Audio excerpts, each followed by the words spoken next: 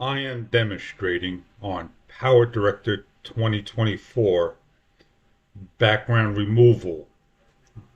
If you click on it and just pick a video, bring it in, let the machine do its work.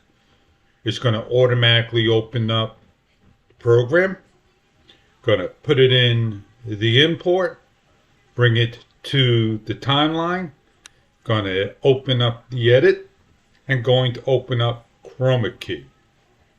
All this we can manually do ourselves to choose the diopter and get the background removed to a particular color so you can now do your video. Please forgive the screen recorder that is lagging of Powerdirector by Cyberlink that I'm using.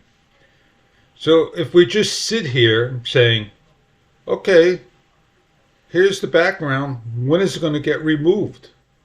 Well, you're going to have to now come here, choose this eyedropper, choose the color you want. You can see it's a GIF, and do the background. Notice that it did everything here and everything over here. You used to be able to have a threshold. No more. It's gone.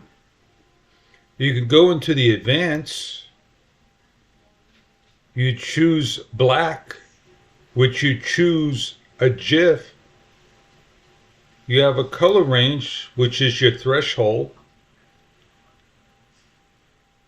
And you have a denoise of video. You can add a new key to do more. But that's about it. I guess it removed my background. Well, that is as far as I want to go with this program. If I go with CapCut and I drag it to the timeline and I go to the background removal and I go auto cutout, that's what it's supposed to do. Cut my background out like so. And it didn't do it. So basically you have in Powerdirector is Chroma key.